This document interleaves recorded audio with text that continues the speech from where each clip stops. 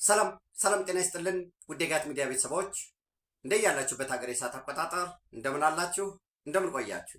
ኢትዮጵያ ውስጥ ናችሁ ይህን ፕሮግራም ለምትከታተሉ ቤተሰቦቼ እንደምን ዋላችሁ ማለት ፈልጋለሁ። የካቲት 23 2018 ዕለተ ሰኞ 130ኛ ዓመት የአድዋ ድል መታሰቢያ በድምቀት ተከብሯል።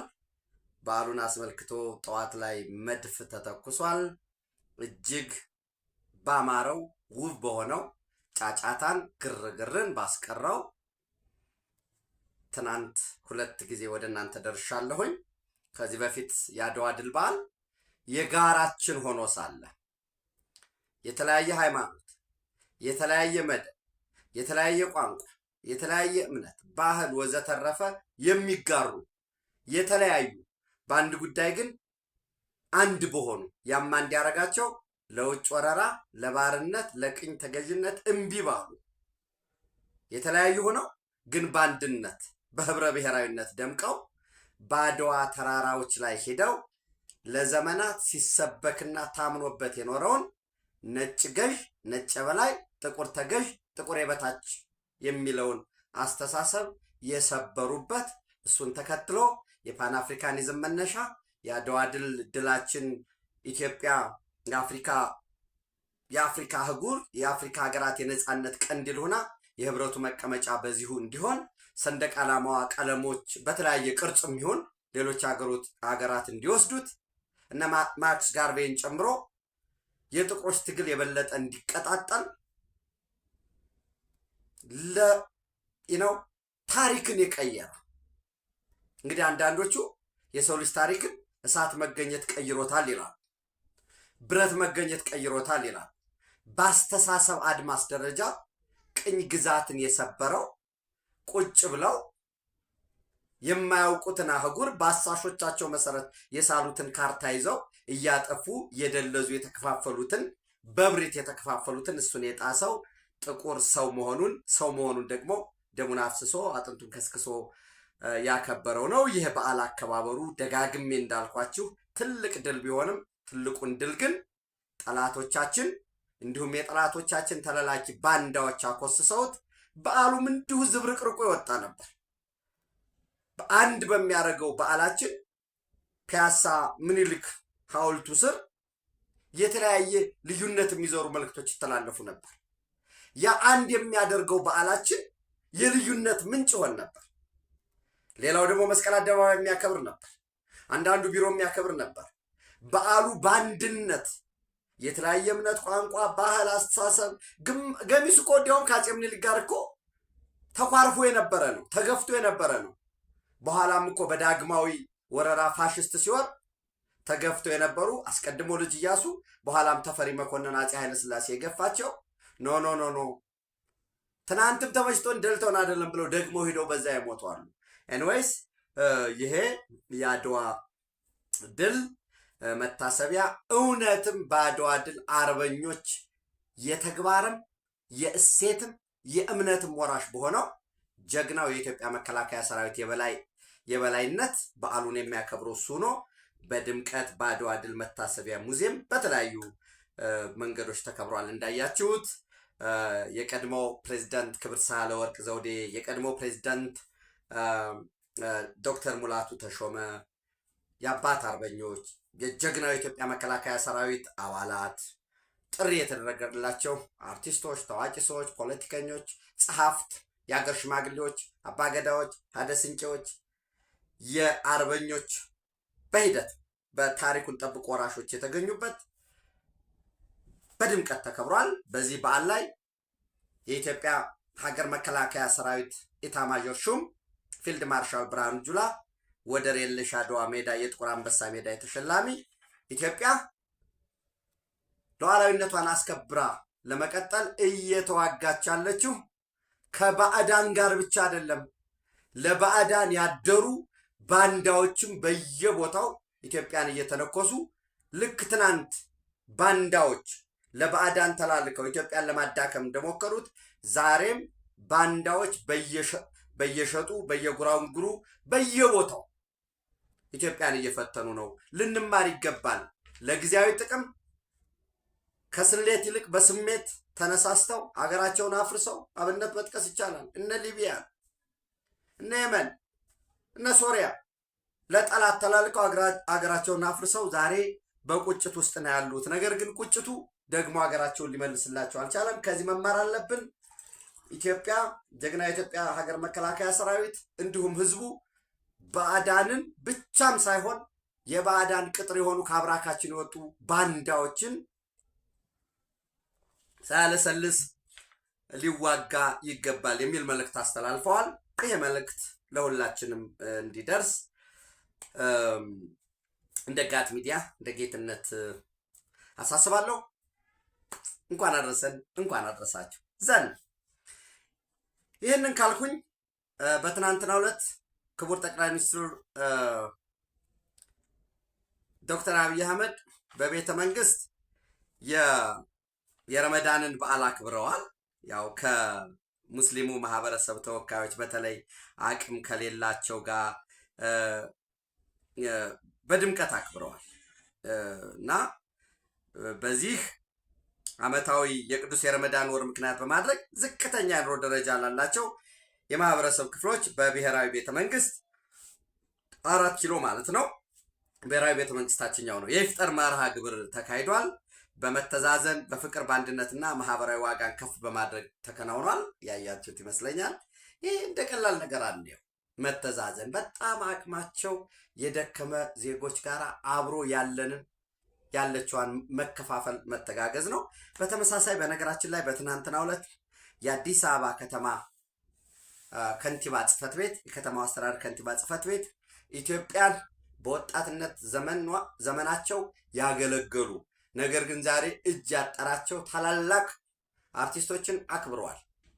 አርቲስቶችን የቀደሙ ጀግኖችን ስናከብር ሌሎች ተጨማሪ ጀግኖችን መፍጠር እንችላለን እና በዚህ መሰረት ለአትሌት ኮማንደር ጌጤ ኦርጌ 10 ሚሊዮን ብር ባለ 3 መኝታ ቤት እንዲሁም የጤና እክል ስላለባት እሱን የጤና እክሏን በሀገር ውስጥም በውጭም ሕክምና እንድትከታተል የከተማ አስተዳደሩ አስፈላጊውን ትብብር እንደሚያደርግ ገልጿል። በተመሳሳይ ለአንጋፋው አትሌት ዋሚ ብራቱ፣ ለአትሌት አጥሬ በዛብህ፣ ለአትሌት ሸዋንግዛው ወርቁ፣ ለአትሌት ወርቁ በሮ፣ ለአትሌት ግርማ ወልደሃና፣ ለአትሌት ሸምሱ ሐሰን፣ ለአትሌት ሻይቱ ሽፈራው፣ ለአትሌት ዘውዴ ኃይለማርያም፣ ጌታቸው ከበደ፣ አትሌት ወልዴ ሮባሌ እነዚህ በሙሉ ለእያንዳንዳቸው ለ10 ማለት ነው 2 ሚሊዮን ብር ድጋፍ ተደርጓል።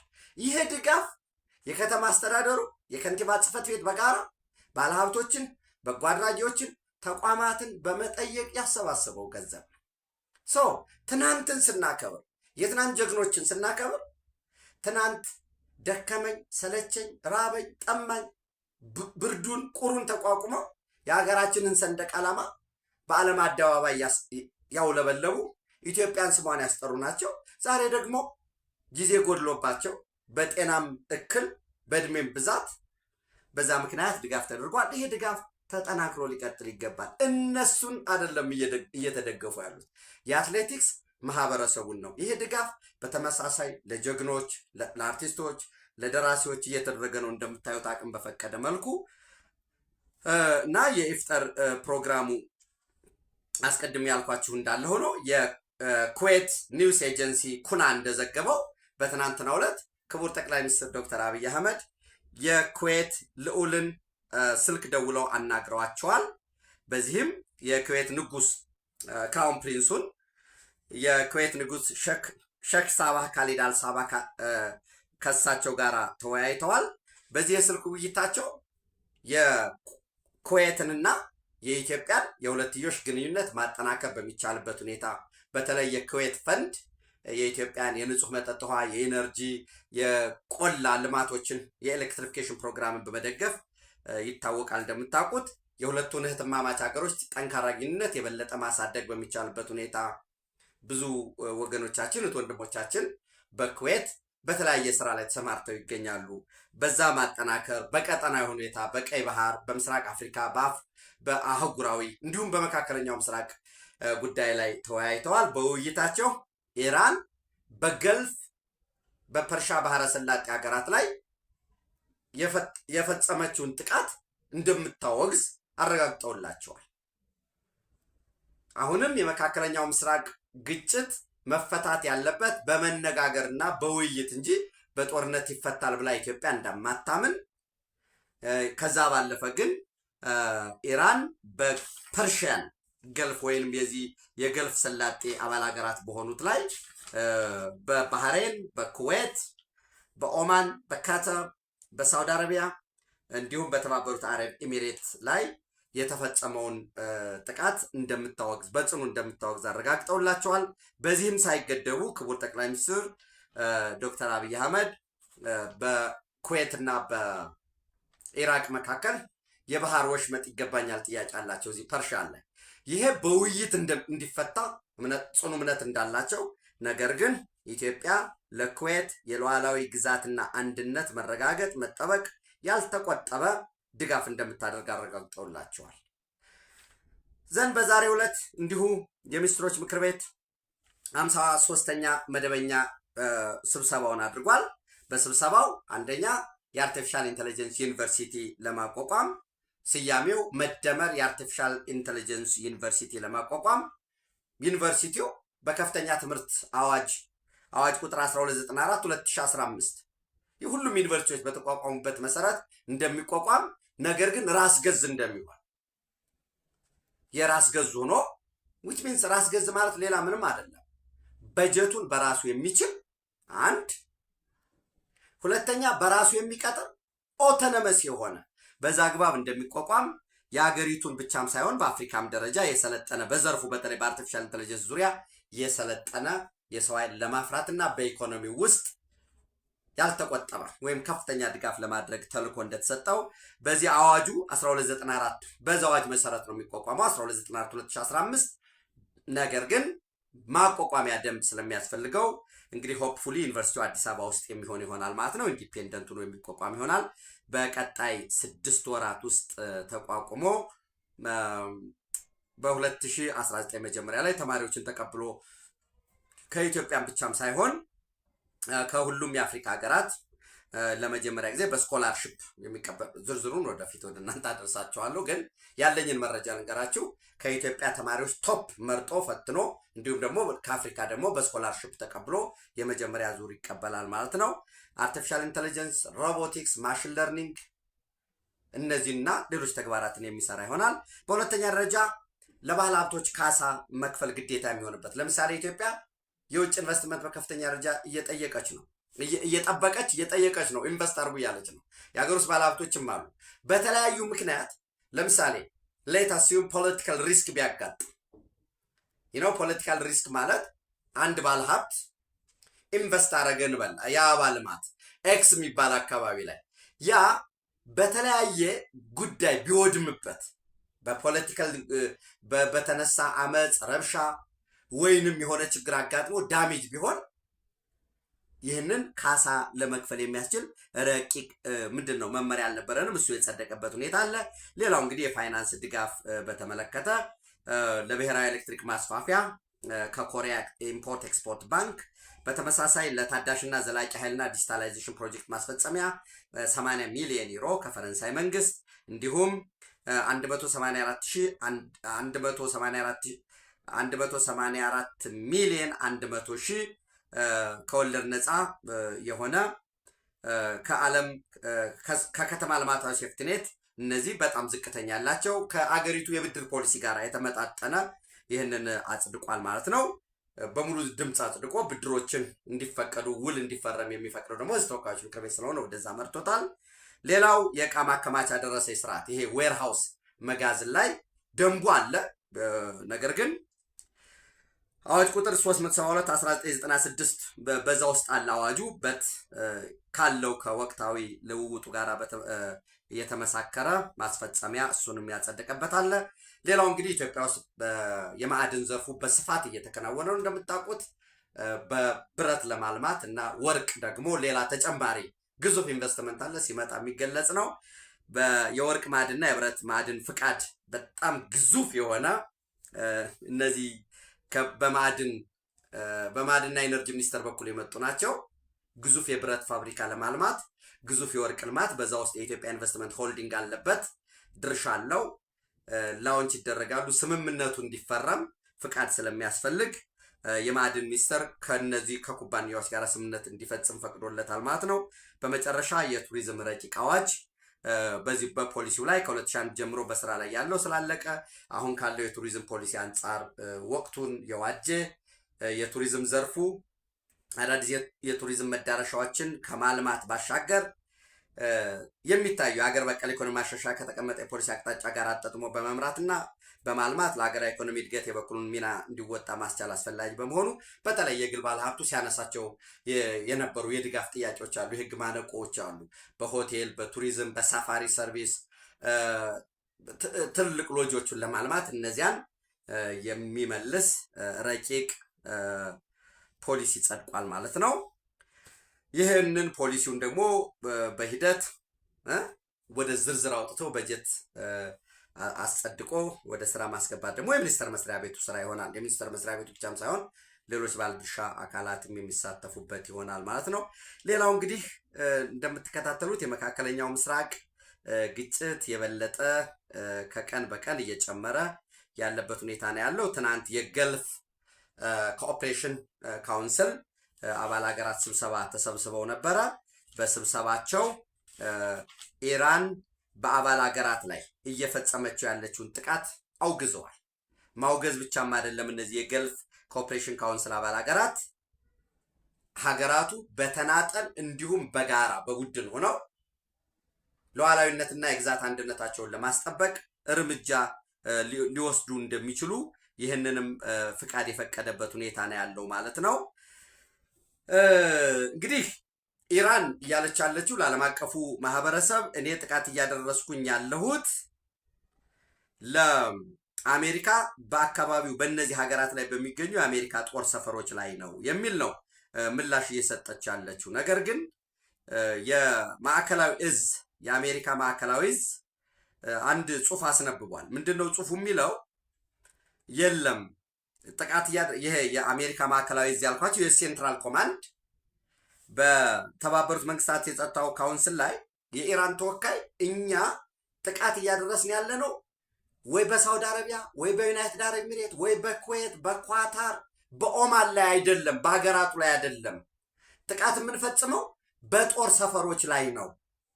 የጦር ሰፈር ያለው ሀገር የአሜሪካ የጦር ሰፈር ካለው አሜሪካና እስራኤል በእኛ ላይ ጥቃት ስለፈጸሙ ሌጅትሜት ነው የሚል አቅርቦ ነበር። ነገር ግን ይሄ የዩኤስ ማዕከላዊ እዝ ምንድን ያለው? ኢራን ታዲያ በዱባይ ዓለም አቀፍ ኤርፖርት ላይ ዩናይትድ አረብ ኤሚሬት ማለት ነው፣ ዱባይ ኢንተርናሽናል ኤርፖርት፣ በኩዌት ዓለም አቀፍ ኤርፖርት ላይ በኩዌት ዓለም አቀፍ አውሮፕላን ማረፊያ፣ ዛይድ ኢንተርናሽናል ኤርፖርት በተመሳሳይ ዱባይ፣ ኤርቢል ኢንተርናሽናል ኤርፖርት ኢራቅ፣ ፌርሞንት ፓልም ሆቴል ዱባይ፣ ቡርጅ አልአረብ ሆቴል ዱባይ፣ ክራውኒ ፕላዛ ሆቴል ባህሬን፣ ፖርት ኦፍ ዱባይ፣ ሬዚደንሻል ኤሪያስ ኢን ቤት ሸምሺ እስራኤል፣ ሬዚደንሻል ኤሪያስ ኢን ቴል አቪቭ እስራኤል፣ ሬዚደንሻል ኤሪያ ኦፍ ኢራ ቪውስ ታወርስ ባህሬን፣ ሬዚደንሻል ኤሪያስ ኢን ኳታር፣ እነዚህ በሙሉ ጥቃት ተፈጽሞባቸዋል። ስለዚህ ኢራን በአካባቢው ሀገራት በሚገኙ የጦር ሰፈሮች ላይ የአሜሪካ የጦር ሰፈሮች ላይ ነው፣ ወታደራዊ ይዞታዎች ላይ ነው የሚለው ትክክል አይደለም የሚል ምላሽ የሰጠበት ሁኔታ አለ። እንዳልኳችሁ የገልፍ አባል ሀገራት የለም ይህ ትክክል አይደለም፣ በተናጠልና በጋራ እርምጃ እንወስዳለን ብለዋል። ይህንን ያወገዙ የህንድና የሶማሌላንድ ጠቅላይ ሚኒስትር ለምሳሌ የህንዱ ጠቅላይ ሚኒስትር ናሬንድራ ሙዲ ወደ ዩናይትድ አረብ ኤሚሬት መሐመድ ቢን ዛይድ ጋር ደውሎ ነበር። ያው ኢትዮጵያም እንግዲህ ወደ እንዳልኳችሁ ወደ ኩዌት ክቡር ጠቅላይ ሚኒስትሩ ደውለዋል። ወደ ሌሎች ወደ ሳውዲ አረቢያም ወደ ዩናይትድ አረብ ኤሚሬት መደወሉ የሚነገር የማይነገር ይኖራል። ጀስት ሆልድ እሱን ያዙ ማለት ነው። የሶማሌላንድ ጠቅላይ ሚኒስትር መሪ ፕሬዚደንት ናቸው አብድራህማን መሐመድ አብዱላሂ ኢሮ በተመሳሳይ ወደ ኤሚሬትስ ደውለዋል። ናሬንድራ ሙዲ ለሌሎችም እየደወሉ ያሉበት ሁኔታ ነው ያለው። ኢራን የፈጸመችው ጥቃት ራስን ከመከላከል ይልቅ የአካባቢውን ሀገራት ማውደምና ወደማያባራ ግጭት ተያይዘን እንጥፋ የሚል ነው በሚል ክስ አቅርበዋል። ዝርዝር ሁኔታ ወደ እናንተ የማቀርብ ይሆናል። እዚህ ላይ አንዳንድ ወዳጆቼ ትናንትም ለማለት እንደሞከርኩት ጦርነቱን የሃይማኖት የሚያስመስሉ ሰዎች አሉ። እንደዛ አይደለም። ጦርነቱ ዓለም አቀፋዊ መሪ ለመሆን እና ተገዳዳሪዎችን ለማዳከም አሜሪካ በዋነኝነት እዚህ ቻይናን ለማዳከም። እንዴት ቻይና ካል ከቬንዙዌላ ቻይናን አስወጥታታለች አሜሪካ። ከባድ የሚባለው ክሩድ ኦይል ከቬንዙዌላ ቻይና ትወስድ ነበር።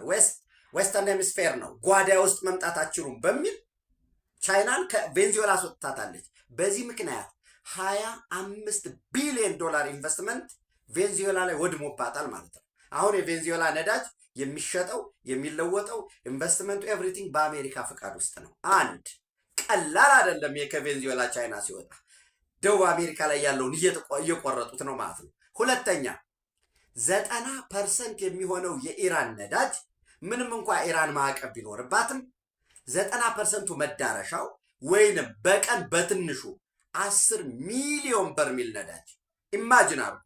10 ሚሊዮን በርሚል ነዳጅ ወደ ቻይና ነበር የሚሸጠው።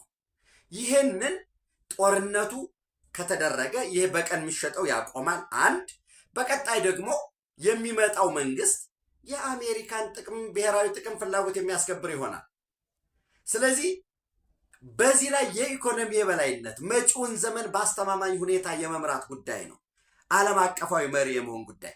በዚህ ኢራን በተመታች ቁጥር የሚያማት ከኢራን ህዝብና መንግስት በላይ ቻይናን ነው የሚያመው። ቬንዙዌላ ላይ የሆነውን እያያችሁ ነው። ቀጥሎ ኢራንን ካጣ እንግዲህ ኢነርጂ ዲፔንደንስ በማን ላይ ሊሆን ነው ማለት ነው? በአሜሪካ ላይ ዲፔንደንስ ሊሆን ነው። ሁለተኛው የእስራኤል ጉዳይ ነው። እስራኤል ከአሜሪካ ፍላጎት ብሔራዊ ጥቅሞች ጋር በተመሳሳይ በመሆን የመካከለኛው ምስራቅ ቀጠና መሪ ተዋናይ የመሆን ፍላጎት ነው። በኒውክሌር የበላይነት፣ በኢንተለጀንስ የበላይነት፣ በሚሊተሪ ሄጅሞኒ የበላይ በመሆን የቀጠናው መሪ የመሆን የአሜሪካን ጥቅምና ብሔራዊ ፍላጎት በማረጋገጥ ማለት ነው። የኢራን እዚህ ደግሞ ፍላጎቷ የመካከለኛው ምስራቅ መሪ የመሆን ዲፊያንስ ኖ ታላቅ ህዝብ ነን፣ ታላቅ ታሪክ ያለንን፣ የህዝብ ብዛታችን በመካከለኛው ምስራቅ የነሱ ግዙፍ ነው፣ አገሩ በጣም ሰፊ ነው፣ ሪሶርሱ በጣም ከፍተኛ ሚነራል ያለው ከፍተኛ ነዳጅ ያለው ነው፣ ስትራቴጂክ መተላለፊያ በሆነው በሆርሙዝ ሰላጤ የሚገኝ ነው። ይህንን አስተባብረን ተጠቅመን ኒውክሌርም ስንፈልግ ኒውክሌር እንታጠቃለን፣ ለሰላማዊ መንገድም ማንም እኛ ሊያዝዘን አይገባም የሚል በዚህ መሪ ሆኖ የመውጣት ነው። መሪ ሆኖ ለመውጣት ሲባል ጠላትህን ለማዳከም ፊት ለፊት ሄደህ ትዋጋዋለህ፣ ወይንም ባንዳ ከተገኘ ደግሞ ባንዳ ቀጥረህ ትዋጋዋለህ። የቀጣሪ እኮ የሞራል ምንም ችግር የለበትም። ተቀጣሪው ነው ሊያስብ ሊሸማቀቅ የሚገባው። ሻቢያ ወይም ኢሳያስ አፈወርቂ የግድ ጠመንጃ ይዞ ባህር ዳር መጥቶ መዋጋት የለበትም። ጀግና ነው። ነፈዝ ተለላኪ ባንዳውን ዘመናን አስረስ ወዘተረፈ ምሬ ወዳጆ የሚባል የተልከሰከሱ በየሰፈሩ የወዳደቀውን አምጥቶ ያዋጋሃል። የአማራ ክልል በልማት ወደኋላ ቀርቷል ብለህ እየጠየቅ በትውልድ ቅብብሎሽ ለምሳሌ ደብረ ታቦር ላይ ጣሊያን በ5 ዓመት ቆይታው ጀምሮ ሰርቷቸው የነበሩ እንደ ታሪክ እንደ ቅርስ ብሎ የሚያገለግሉትን ጨምሮ አውድሞ ያሳምነው ልጅ እያለ ቤንዚን ተሸክሞ አቃጥሎ ይሄዳል። ይሄንን ደግሞ እነዚህን ደግሞ ጀግና ናቸው ነፃ ያወጡናል የሚል በየኮሪደሩ በየተቋሙ እንደዚህ በማለት በየቦታው ያሉ ውጭም የሚኖር ሊተነትን የሚሞክር ጀግና ምናምን የሚል ለዘመናት ወልቃይት ብረሳሽ ቀኘ ትርሳኝ እያለ በባዶ እጁ ከስናይፐር ጋራ የአጋዚ ስናይፐር ተጠምዶ አባይ ማዶ በአዴን ጽሕፈት ቤት ሺዎች ደማቸው ረግቶ እስከ አባይ ድረስ እስከዛ የብአዴን ሰማዕታት ሐውልት ድረስ ፈሰው በየጉራንጉሩ ወድቀው ያንን ያስመጣው ገዱ አንዳርጋቸው ሆኖ ትእዛዝ ሰጥቶ ማታም መግለጫው አለ እኮ ዛሬ ቁራጭ መሬት ነው ወልቃይት ጠገዴ አማራና ትግሬን ሊያጋጭ አይገባም ይልሃል። እዛ ደብረ ጽዮን ሊያጋጭ አይገባም ካለ ወልቃይት ጠገዴን በቃ ሰጠናል ለምን አይልም? ሲምፕል ይህን ክደው ባንዳ ለሆዱ ሁሌ ነው አንጥቶ በቃላት ሲያሽሞነሙን ይውላል። እነሱ ችግር የለባቸውም። ሻቢያ እኮ በራሳቸው እኮ ዛርጂኔስ ሻቢያ ለራሱ እኮ እዚህ ያለውን ነፈዝ ዘሳውዝ ኢዲየት የሚሏቸው ደቡብ ኢዲየቶች አሉ። ምንም ችግር የለም እዚህ ያለው እንጠቀምበታለን የሚል እነሱ ዘሳውዝ ኢዲየት የሚሏቸው ጎረቤት ኢዲየት ይሏቸዋል ህዋቶችን። ህዋቶች ደግሞ ባይፋር እኛ ኢዲየት ለሻቢያ ኢዲየት ብንሆንም ወይ አርስማርት ደግሞ ከታችኛው ኢዲየት ከአማራው ኢዲየት ብለው ደግሞ እዛው እንደ ሰባራ አህያ እየተንከባለለ መንደሩን ያዋድማል። ከአዲስ አበባ ወደ ባህር ዳር ያለውን መንገድ ለመዝጋት ጥረናል። እሺ ዘጋው። ከዛስ የለም ይጠይቀን፣ እንደ ጀግና ይቆጠራል። እና በዚህ ሂደት ሽብር ትፈጥራለህ፣ ካውንተር ቴሮሪዝም አለ፣ የተለያዩ ስራዎችን ትሰራለህ። ይህንን በመስራት ጉዳዩ የኢኮኖሚ የበላይ ሆኖ ለመውጣት ነው። ኢንቴሊጀንስ መረጃ ትሰበስባለህ፣ ከቨርት ኦፕሬሽን ትሰራለህ፣ ካውንተር ቴሮሪዝም ይሰራል። አሸባሪዎችን ታደራጃለህ፣ የተደራጁ አሸባሪዎችን ትገባለህ። ለሀገር ብሔራዊ ጥቅም ሲባል ይህንን እነ ሞሳድ ይሰሩታል፣ የኢራን ኢንቴሊጀንስ ይሰራዋል። ሀውቲን አደራጅቶ የመን ላይ ይረብሻል። መንግስት ደግሞ ቀጥሯል። የሻዕቢያ መንግስት ደግሞ ስቴት ቴረር ራሱ ኢሳያስን የመንግስታዊ አሸባሪ አድርጎ ለሀውቲን ወታደራዊ ያሰለጥናል፣ ይመለምላል፣ ወዘተረፈ ያደርጋል። ሊባኖስ ላይ፣ ጋዛ ላይ የሐማስን፣ የኢራቅ ሚሊሻን፣ የሶሪያ አላዋይት ሚሊሻን ይህንን አድርጎ ለብሔራዊ ጥቅሙ ይታገላል። የሃይማኖት ጉዳይ አይደለም። ከዛ ባለፈ አሁንም እዚሁ የህንድ ጉዳይ አለ። እዚህ ስታዩ ኢንዲያ ሚድል ኢስት ኢኮኖሚክ ኮሪደር እዚህ ውስጥ ራሱ እንዳለ ደቡባዊ ምዕራባዊ የህንድ ምዕራብ በልማት በጣም በአንጻራዊነት ደከም ያለ ነው። ይህን ተጠቅመን ህንድን እንመነድግበታለን ብሎ የሚያስቡ ከህንድ ይነሳና ወደ ዩናይትድ አረብ ኤሚሬት ይመጣል። በማሪታይም በባህር ትራንስፖርት ልክ ዩናይትድ አረብ ኤሚሬት ላይ ግዙፍ ወደቦቹ ይለሙና ከዛ ደግሞ በባቡር ወደ ሳውዲ አረቢያ፣ ወደ ጆርዳን፣ እስራኤል ይመጣል። እስራኤል ሃይፋ ፖርት ላይ ይቆምና ከሃይፋ ፖርት ደግሞ እንደገና ወደ የት ይሄዳል? ወደ ደቡባዊ አውሮፓ እነማን? ግሪክን፣ ጣሊያንንና ፈረንሳይን የሚያደርግ ይሄ ናሬንድራ ሞዲ በዓለም ላይ እጅግ ውድ ኢንቨስትመንት አሳክተናል ብለው የአውሮፓ ህብረት በባለፈው ያጨበጨቡለት ማለት ነው። ግሪክ፣ ጣሊያንና ፈረንሳይ በዚህ ኢኮኖሚያችን እንዲያድግ በሺዎች በሚሊዮኖች የስራ ዕድል እንፈጥራለን ብለው ያስባሉ። በተመሳሳይ እዚሁ ቻይና አለ። ማንን አስበው? ቤልት ኤንድ ሮድ ኢኒሼቲቭ የሚባለው ዋን ቤልት ዋን ሮድ። ልክ ከቻይና ተነስተ እስከ ደስቲኔሽኑ ድረስ የሴንትራል ኤዥያንድ ኡራዣ ይሄ የአውሮፓን የቻይና ፓኪስታን ኢኮኖሚክ ኮሪደርን የመካከለኛው ምስራቅና አውሮፓን በተወሰነ አፍሪካ ውስጥ ኤርትራ ብቻ ነው እንጂ ያልተቀበለው ኬንያ፣ ኢትዮጵያ፣ ኢኳቶሪያል ጊኒ፣ ጋቦን፣ ጋምቢያ፣ ታንዛኒያ ያሉበት እዚህም የሬል አለ፣ ሬልዌይ አለ፣ የባቡር ትራንስፖርት አለ፣ ሮድ አለ፣ የመንገድ ትራንስፖርት፣ የማሪታይም ሮት አለ። ይህ ተቀናጅቶ ለምርትህ ለሸቀጦች ገበያ ለሸቀጦች ግባት የሚሆን ደግሞ የሮ ማቴሪያል ፍለጋና ዓለምን ኮኔክት የማድረግ ነው፣ የማስተሳሰር ነው፣ ኢንተርኮኔክሽን የመፍጠር ነው እንጂ ዝም ብለን በቁንጽል አሜሪካና እስራኤል ሆነው ኢራን እንደበደቧት ምንድል ከሆነ የሚሰጠን ሚኒንግ የተንሸዋረረ ነው የሚሆነው። ወይንም አረዳዳችን ራሱ ዝም ብለን አይ ግፍ ነው ምናምን ወል ግፍ ሊሆን ይችላል። ከዛ ጀርባ ግን ያለው ምንድን ነው? አሜሪካ እስራኤልና ኢራን በዚህ በሚዋጉበት ጊዜ ኢራን ሞሮርለስ ከዚህ ቀጥሎ ወደየት እንዴት በሚል ጉዳይ ማን ነው በቀጠናው ሀያል ሆኖ ሊወጣ የሚችለው? ከዚህ ጦርነት ፖስት ዋር ማግስት ደግሞ ቀጠናዊ የኃይል ሚዛኑ ምን ይመስላል? ኢትዮጵያስ እንዴት ነው አሰላልፏ የሚለውን የበለጠ መተንተን የበለጠ መገንዘብ መረጃዎችን መሰብሰብ ይጠበቅብናል። ሆፕፉሊ በቀጣይ ቀናት ዩናይትድ አረብ ኤሚሬት እና ሳውዲ አረቢያ በተናጠልም በግልም ኢራንን መደብደባቸው አይቀርም። ያው ግምት ነው እንግዲህ ዜሮ እና እንዳደለም ብያቸዋለሁ። ፖለቲካ ግን ፕሮባቢሊቲው እንደዛ ነው። ምክንያቱም ኢራን የሳውዲ አረቢያን የነዳጅ ማጣሪያ የግዙፍ መሰረተ ልማቶችን እያወደመች ያለችበት ሁኔታ ስላለ ማለት ነው። ተጨማሪ መረጃዎችን በጋት ዕለታዊ ወደ እናንተ ማድረሳቸው ይሆናል። ኢትዮጵያ በክብር ለዘላለም ትኖር። ላይክ አድርጉ፣ ሸር አድርጉ፣ ሀሳብ አስተያየታችሁን አካፍሉ። የጋት ሚዲያ ሜምበር ሁኑ። በዝቅተኛ የሜምበር ክፍያዎች አሉ። ከዝቅተኛ $3 በየወሩ ጨምሮ ከፍተኛው $10 መሰለኝ ቸክ እናደርገዋለን። ሜምበር ሁኑ። ወደ ስቱዲዮ እንድናድግ ድጋፋችሁ ተጠናክሮ ይቀጥል። እየደገፋችሁ ነው በእውነት ለመናገር። ሸር አድርጉ። ታንኪዩ